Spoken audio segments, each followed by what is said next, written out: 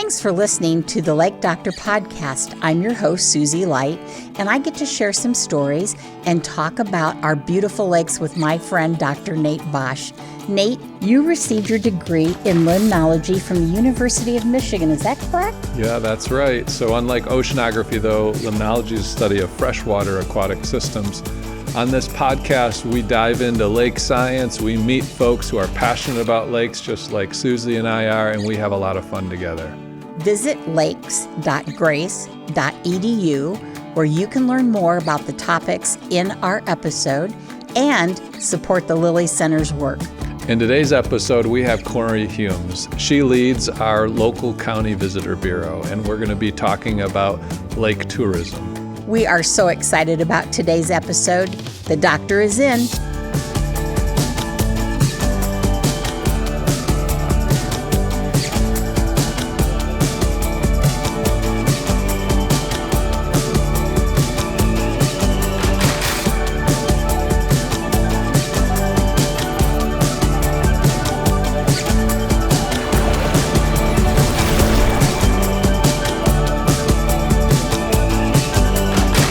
Welcome back to another episode of the Lake Doctor Podcast. Today, we're joined by Cori Humes.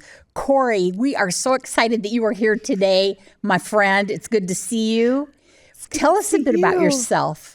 Thank you both for having me. I do appreciate it so much. About me, I'm a Northern Indiana native, Hoosier through and through. I've grew up in not so far away community of Marshall County area. Okay. And I have loved Indiana my entire life, and my family currently are doing our best to explore the state that we've never, there's so many places among the state that I've never did. As a tourism expert, it would make sense that you would do that. Susie, thank you for putting that together, because that's exactly what I do. So when we've been doing that, so I have known Warsaw and Kosciusko County my entire life. I was a Plymouth High School grad, so of course Warsaw was a competitor, rival. We football, basketball, all of it, track. My husband's a graduate as well. But what happened was a few years ago, my husband started a position here in Warsaw with the city of Warsaw, and my predecessor at the Kosciusko County Convention Visitors Bureau, who was leaving to go to another DMO as in our other community, said to me, she goes, "Cori, I think you should apply for this position." And at that point in my life, I was like, oh, I don't know, thinking to myself. But I did. I did the thing. I thought I bombed my interview. I don't know. I've shared this with my team and the board. And I happened to get this position. And now I've been in the most welcoming community I've ever been in here in Kosciusko County. And I sometimes will get tear-jerked up about that 2.5 years later. But Susie, Nate, you guys have been so welcoming since day one. Well, you've been a blessing to us. Thank you, Susie. But it has been a whirlwind to get to know this community and what it's about. And I just have 2 kiddos. They're in the Warsaw school system. And we spend all our time in the area when we're not exploring elsewhere. What specifically made you say Kosciusko County is the right place for our family, besides employment? Besides employment, all the things that we can do. Just in general, growing up, knowing the village at Winona Lake has always been such a destination in itself over the past 20 plus years. Growing up knowing that there are so many things to do here in Kosciusko County. Exploring myself, coming this way, knowing that if I wasn't dining in a local restaurant there, we were here doing that, not going that far away. At that time, I think it was, and I hope this is okay to share, it was a calling. It was a meant to be. It has been the best decision that I have made, that God made this happen and it was meant to be here. But there were just so many reasons why I just love this community. I love my hometown, but Warsaw and Kosciusko just has something that I hope a lot of people that have moved here feel that same way. I'm not sure how to describe that feeling, however. But Even us that grew up here, yeah, feel that way about our community. I recently told somebody I'm in Kosciusko County by choice, exactly. not just because I happen to land here. Yes, exactly. So, Cori, as a tourism expert, Yes. we know that tourism draws a lot of people to our community. What are the main draws? Why do people come here to visit? One of the number one is our lakes. We know that where the visitors are coming because they're exploring a lake or waterway of some kind. And others are for meetings, events. We know our orthopedics is a big impact in that tourism hook. But dining and shopping, we have so many unique destinations. Mentone with the egg. There are so many different reasons people visit. But from what we see is lakes are such that hook because we have the over 100 lakes. Right. And they go across the entire county. Yes, and it's not just specific to Winona and Warsaw. We remember Wawasee in Syracuse has the largest lake in Indiana, and then we have the deepest lake. So those are big hooks. People like to hear those. But it is an exploration of whatever they're doing, either adventuring on a ski boat or using a jet ski or using any of those. A kayak, A canoe. There's so many different ways you can explore. Oh, or all the way to a big tour boat like SSS Lily Pad or the Dixie on Webster. There's just so many ways somebody can easily explore our waterways, which I think makes us unique to that you can access those so easily. I like to say you can go fast or slow, warm weather, cold weather, with other people or by yourself. There's so many opportunities on the lakes. and you don't have to live on a lake to be able to participate in a lake. Right. Which makes it so unique to our destination here is that you don't have to live on a lake. You don't have to own a boat to be able to explore and see what we have to do here. Yeah. So tourism has a big impact. People say, oh, well, the town of Syracuse grows in the summertime by 4 times its normal population because of tourism. But what are the benefits to our community due to tourism? That's a great question. And what's unique is we get to do a study with that specifically because we understand tourism has that impact.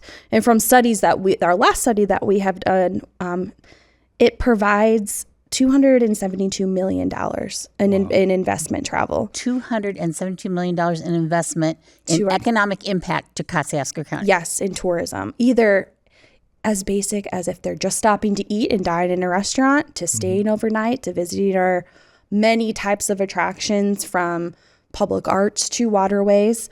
That is an enormous impact to that is just the tourism impact that we have done through our studies. So then we look at economic impact. You even did a study at the Lilly Center about the economic impact of lakes. Yeah, so we knew that some of our residents and visitors see the value of lakes just intrinsically, but others are going to need to see the dollars and cents of it to know the importance. And so we wanted to quantify that. And so what we did was we looked at 3 different categories of economic impact related to our lakes. The one was lake specific. These would be like marinas and boat manufacturers. The other was lake influenced, which would be things like gas stations and convenience stores, restaurants. And then the third was property taxes. And so the first 2 categories, what we did is we worked with owners of businesses across the county, and we asked them, hey, let's look at your annual sales. What portion of those are due to lakes business? Maybe it's based on during the summer months. Maybe it's based on just your own knowledge of who's coming to purchase your products or to use your services. And so we gathered all of that information.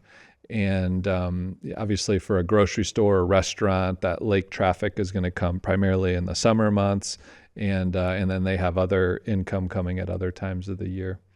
And then the property tax part of it, that also needed to be distinguished. What of our properties are due to the structures and the land themselves versus what portion of that value and thus the property tax generated is inflated due to the proximity of the lake that's nearby. And so we looked at different neighborhoods that were far away from lakes. We looked at channelfront, lakefront, lake view properties, ones that are across the street from a lake, and looked at all of those different values as kind of a per square foot value.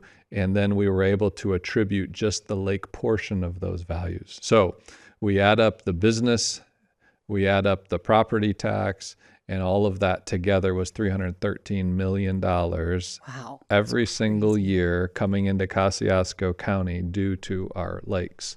Said another way, if the lakes were to dry up, or all if we of that, turned into a lake that had a terrible blue-green algae problem. right. Yes. Though the number would come down. We also, on the flip side, found in our research that as we improve the quality of these lakes, that economic impact will go up. It's also important to note that that $313 million is a conservative number.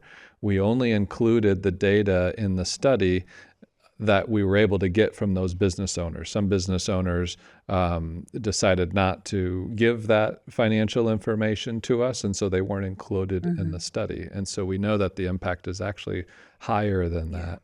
Wow. Thank you both for doing those studies. That's really makes our community, our county so unique. Not only are we home to over 100 lakes, but we've got a dynamic impact on the economy thanks to the work you're both doing. Yes, thank you. And that's an incredible impact. And it also impacts jobs. We've seen through that study that tourism has brought over 2,500 jobs has impacted that many jobs this study was done in 2022. That many jobs have been impacted that year through tourism. So that's just a nice way to say that, hey, we're growing economic impact through tourism, but it's also supporting many jobs in the community too, which is important. So you're recognizing the amenities in each of the communities. You want to talk about some of those, like what are the best amenities in our community? Oh, there's so many things, especially when it comes to lakes. But in our summer months, there's so much. There's almost so much water recreation to do. So visitors love visiting the Dixie Sternwheeler down in North Webster. In North Webster, thank you. And it's only $7 a person to ride the boat, and you get a historic narrated tour of the lake. And it's been there since 1929. And they are offered rides every day of the week between Memorial Day and September. And I love how that lake has islands in it with houses, with cottages on the islands. That's a really unique feature. Agreed. Very unique. And as well as even Oakwood and Syracuse, they have a tour boat, and they do this on Friday and Saturdays, and it maxes, I think, like 44 people. We have an East Region tourism group that focuses on tourism in the East Region of Indiana, and we had the opportunity to host at Oakwood, and we took them on the Oakwood resort boat, and they love it. Every time we have other members of our state that are versions of us throughout the state, they want to do a boat ride. They want to be on a lake. So it is very unique to us that we have so many lakes. They want to do that because it's not as big of an attraction in their destination. So we're able to provide that. But there are just so many amenities and so many things that can do from in our hotels, in our accommodations, and even down to if you wanted to stay in a vacation home. We have so many opportunities or so many available throughout the lakes that people can stay in so many different ways too. So one of the things I know that happens during the summer, there are Indiana's only ski competition. What is all that about? Yes. Our friends at the Lake City Skiers. Yes. Perfect. Indiana's only competitive water ski ski team. But they perform on Hidden Lake in Warsaw Sunday and Tuesday evenings at 6:30. And that's a free to visitors and residents to check out their performances. And they compete also throughout the nation and in Indiana. with other versions of themselves. And we had the opportunity to host their national tournament. And they're hoping to grasp the world's tournament in 2027, which would be incredible for Kosciusko County. And that's unique to us. Another economic impact. Huge Plus economic fun. plus fun. Yeah, we've taken our family the last couple of years, and it's been really interesting. Also, when they started doing the national tournaments, we did some sampling of Hidden Lake where they do their shows. Yes. Because they wanted to be able to promote that to other teams. Look how clean our lake is when you're bringing your competitors to our community. Nice science tie in Well, there. hey, It was Dr. a perfect Nate. sense. It was perfect. And one of the things that you mentioned testing, you test the lakes in our community, not only, but tell us about the testing that you do. Yeah, so that's another unique aspect, and I'd love to hear what Cori says about how that helps with visitors coming. Unlike any other communities in Indiana that I know of, and probably throughout the Midwestern United States, every single week we sample 16 of our lakes across the county, all the way from the north to the south, east to the west. And we're looking at E. coli levels, we're looking at algae toxin levels. These are things that could harm people and pets. Yes. And we're taking the initiative to keep our people and pets safe and healthy when they're out there using the lakes by being able to notify whenever there's a problem and give people some really scientifically based advice on how to safely use those waterways. So what happens to a lake if you test and it tests high for E. coli? What action takes place? Yeah, so those toxins or E. coli levels, we have a notification system for the algae toxin levels, and so people opt into that notification system, and then they'll get a weekly email with what the levels are, as well as guidance on what to do about those particular levels for their particular lake. And E. coli levels also as a human health threat potentially.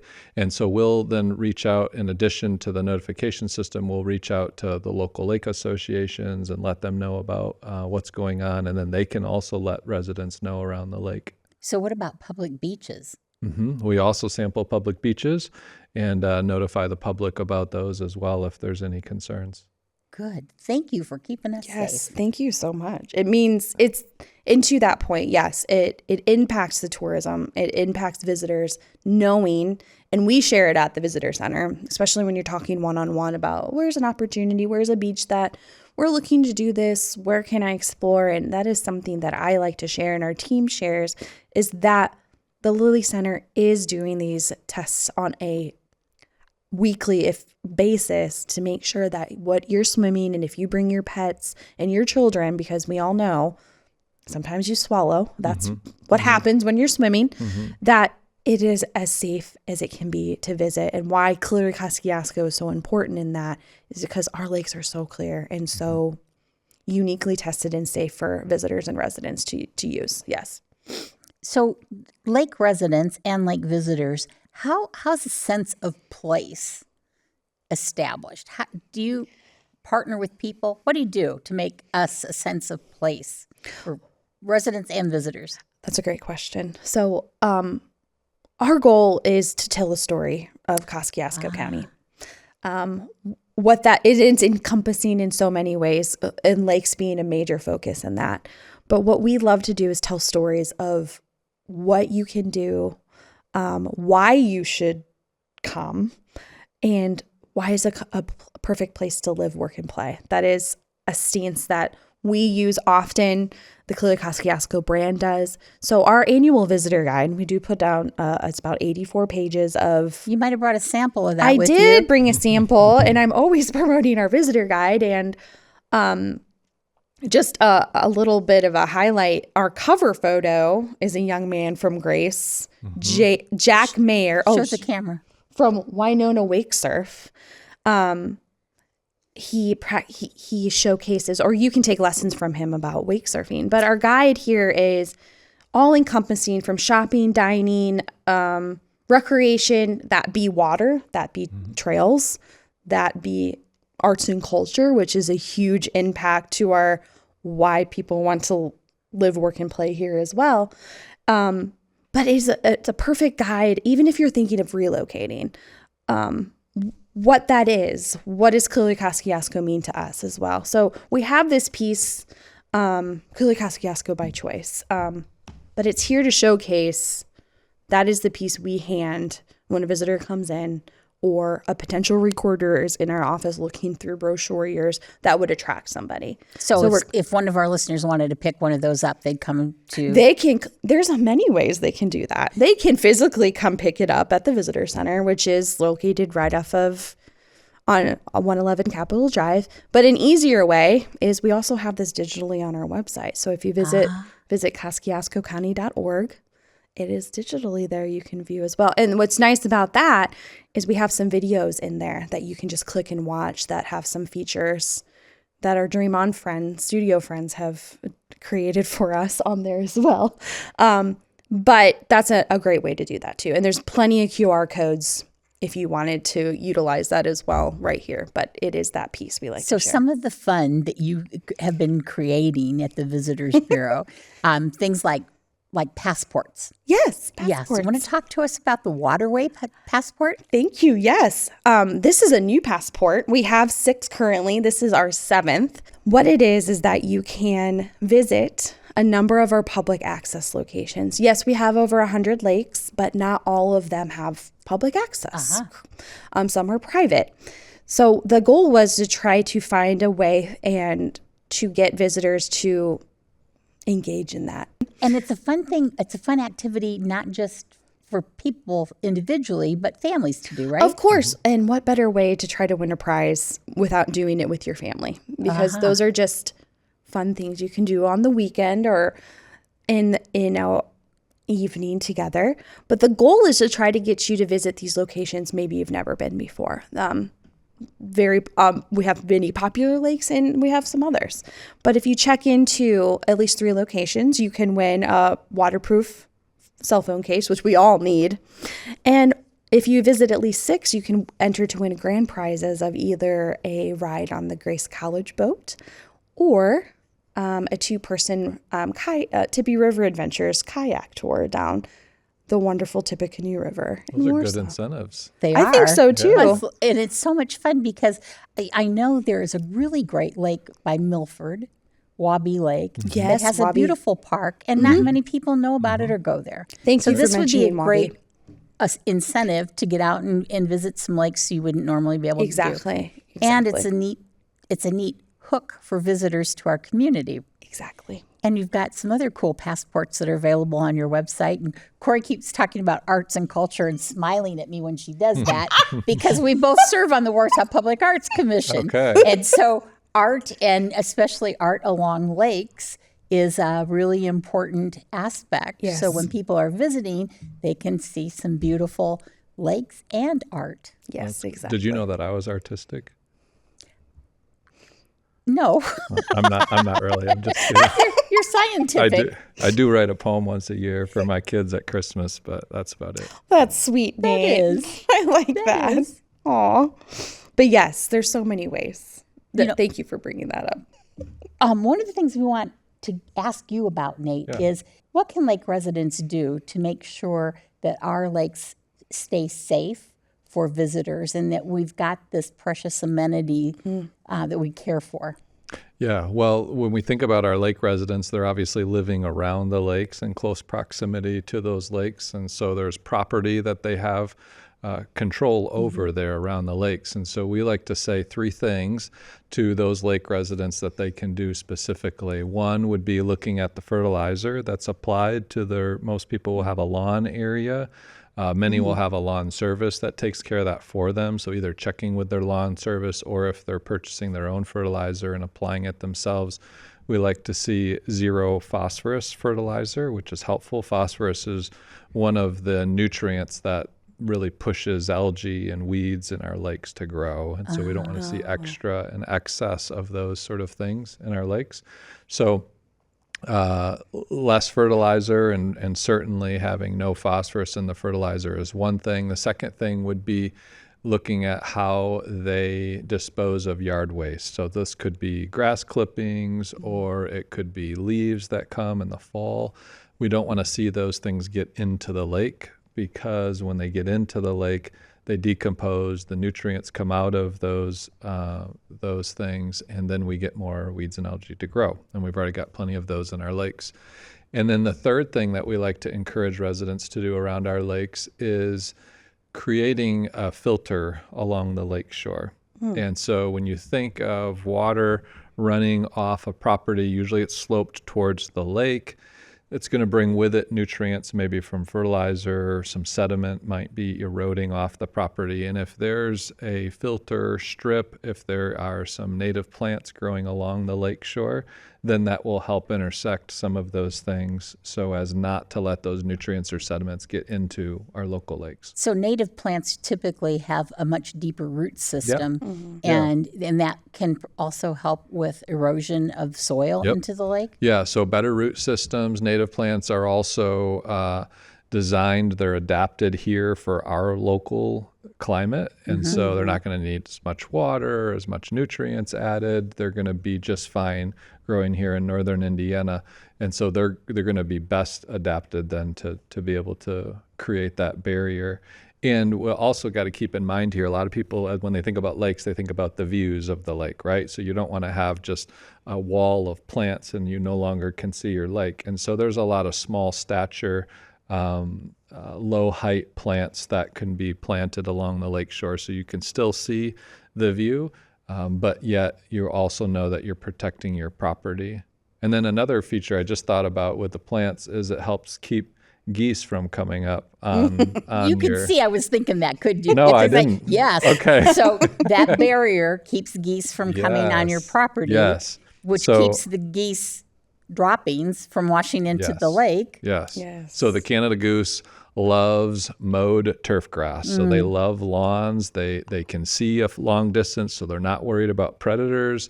They love to eat the grass, and then you're right, they're just dropping all along the way. Those droppings can flow into the lake, which is another nutrient source that we don't want in the lake. Plus the E. coli, which closes a beach. Yes, Yeah. all interconnected, we say. And those plants along there, the geese, it's not that they couldn't walk through those plants, but they don't want to because they think there might be a predator hiding in those plants. And so it's a visual barrier for geese not to then come up on your property. And if you happen to go over by the splash pad at Winona Lake, Yes. which is a great tourist attraction, Very. you'll notice that there are plantings along that area There to try is. to deter the geese from coming on and helping themselves to the splash pad. Yes. We're glad for that.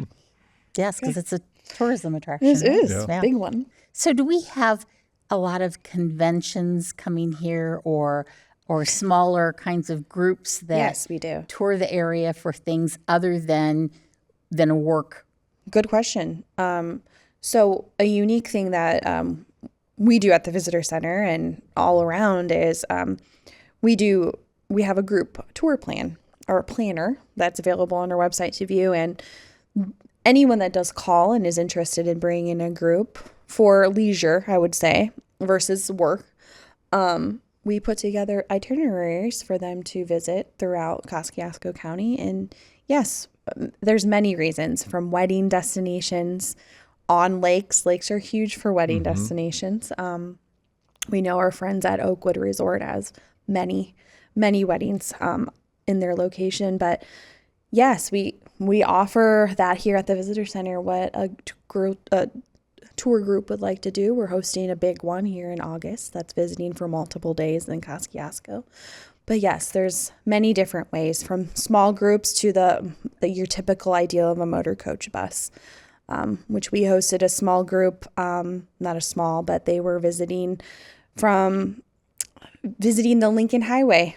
They had their annual conference in Elkhart, but of course... So for our listeners who don't know, Yes. US 30 was you. the Lincoln Highway at one time, and there are still parts of it that are on Old 30 as Yes. well as Highway 30. So you had a tour visiting the Lincoln Highway. 2 days they came. They toured. They were different groups. They came and did a couple stop destinations like the Chinworth Bridge trailhead, because there's a Lincoln Highway, old Lincoln Highway kiosk. Yeah, so we had some buses just welcomed them. They went to Grace because we talked about Grace and its impact, and it was just fun because it was along the way. And they did that in many communities along the old 30 in Indiana, but Kosciusko was part of that. So we do from that welcoming someone for an hour to our area to multiple days. So there's just many ways that we welcome visitors, and from groups to meetings. If you need visitor information or swag bags for your meetings, we do that too. Cori, you are just the most wonderful tourism director that we could have. Your professionalism and your strategic vision for our community has really been a blessing to us. Thank you so much for being here today and sharing with us. We really appreciate that you were here. Thank you so much for having me and those kind words. I do appreciate sharing the story of tourism here in Kosciusko County.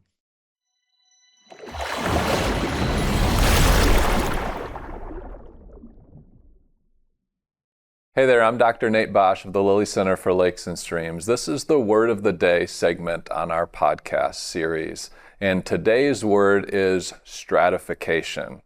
Big word, but a pretty simple meaning, as you'll see. Those of you who are viewing this podcast can see there's an ice cream cake in front of me. Those of you who are listening, I'm going to describe it a little bit, what it looks like. We've got Lilly Center blue as an accent around the top and the bottom. And I'm going to cut a piece of this ice cream cake out. I'm going to cut a slice out of here because just like an ice cream cake has distinct layers, and this one happens to have 3 layers in it, so too our lakes here in Kosciusko County, Indiana, as well as throughout the Midwestern United States. So during the summer months, our lakes throughout the Midwest have distinct layers in them, 3 of those layers. But the top layer is called our epilimnion when we have a stratified lake during the summer months. That epilimnion, it gets the name from epi, meaning surface or top, just kind of like the epidermis of our skin, right? The surface of our skin. So epi, so that's going to be a warm water layer up at the top. Warm water is lighter than cold water, and so it's getting warmed up by the sun and it's up there at the top. Then you can see we have a middle layer there. On our lakes, we call that the metalimnion. And our ice cream cake, it's got this kind of chocolate crackle layer in the middle there. It's also known as the thermocline. Thermocline, thermo being temperature, cline, change in temperature. And so it's rapidly changing from the warm water of the epilimnion to the cold water of the bottom layer. So in our ice cream cake, that's the chocolate ice cream layer there. That's called in a lake the hypolimnion. So just like hypothermia, we have hypo meaning low or the bottom, low temperature. So too, in the lake, hypolimnion refers to that bottom water layer, and that's going to be our cold water layer in the lake.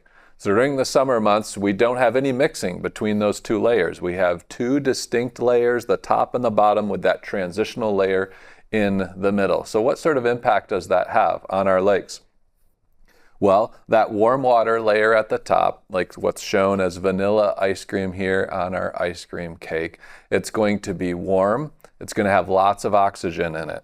So think through all the sunlight coming into that top water layer. It's going to allow algae, also known as phytoplankton, to do photosynthesis, where there's lots of oxygen being produced in that top water layer. You also have oxygen diffusing from the surface of the lake into that top water layer. Maybe waves will help move that along, or wind blowing across will help move that along a little bit more quickly. So lots of oxygen, warm, light, relatively light water on the top.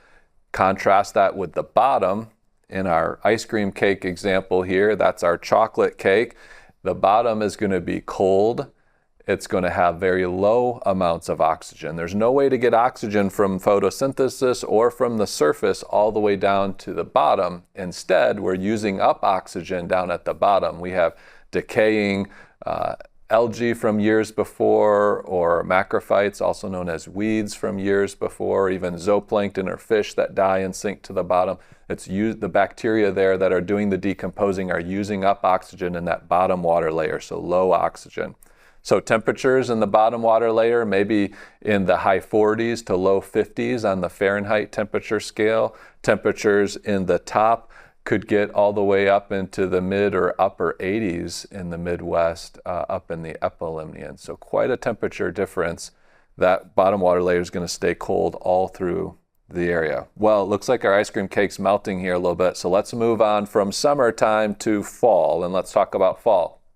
So in fall, days are getting shorter, less intense sunlight, nights are getting cooler, and so the surface water layer is going to start to cool off, and eventually it's going to get close enough in temperature to the bottom water layer. The epilimnion will get close enough to temperature as the hypolimnion that we have what's called turnover. So no longer will the lake be stratified with the warm water on the top and the cold water on the bottom. We're instead going to move to a lake that's uniform temperature all the way through from top to bottom. And as I said, our cake here is rapidly melting here in our studio. But you can see here, we've now moved it over and we have turnover, and we actually should take this cake and put it in a blender to get it all mixed up to be truly accurate with our analogy here. And so oxygen's going to be the same from top to bottom, temperature's same from top to bottom, nutrients. The fish are going to be able to move all through the entire water column of the lake because there's now oxygen from the bottom all the way to the top, unlike during the summer months when there was just oxygen up in the top epilimnion water layer. Now we move into winter time. We might get ice across the top on certain lakes in a harsher winter, maybe not as much in a milder winter. That ice is going to seal off the wind that normally would blow across the top and keep it mixing. And then the lake will get stratified, but inversely stratified now, because that ice layer on the top is going to be 32 degrees Fahrenheit, whereas down below that it's actually going to be a little bit warmer. And so we'll have the coldest at the top, right where the ice is forming, and it's going to be a little bit warmer down below. Typically our groundwater temperature in Indiana is around 54 degrees on the Fahrenheit scale, and so it's going to be a little bit warmer as you go down.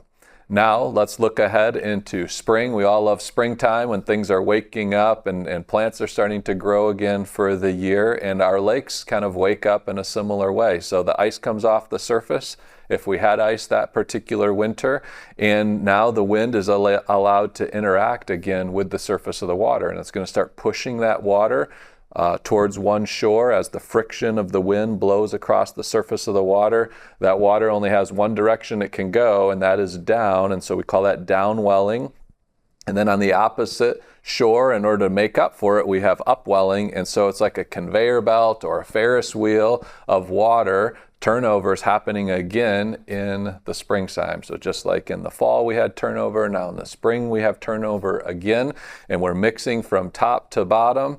And we move then into the next summer. Usually by the time that we move into April, we're starting to get the first stratification starting to set up in the lake, where we get a little bit warmer water on the surface from the sunlight, warmer temperatures, longer days, and eventually that temperature discrepancy between the epilimnion and the hypolimnion will set up that stratification, and it will be stable throughout the entire summer. The bottom hypolimnion layer will stay that same cold temperature that it started at early in the spring or early in the summer or late in the spring, and that top water layer will just continue to get warmer and warmer as the summer goes on, and those two layers will not mix anymore throughout the summer months. Next time you jump in a lake and your toes or your fingertips feel that cold water layer, now you know why. Visit lakes.grace.edu to download a visual representation of stratification and turnover that happens in the fall and the spring, and learn more about our lake's layers there. Thanks for listening to this episode of the Lake Doctor Podcast. Join us next time. It's bound to be fun. Listening to this podcast is just the first step to making your lake cleaner and healthier. Visit lakes.grace.edu for more information about our applied research and discover some tangible ways you can make a difference on your lake. We'll see you next time. The doctor is in.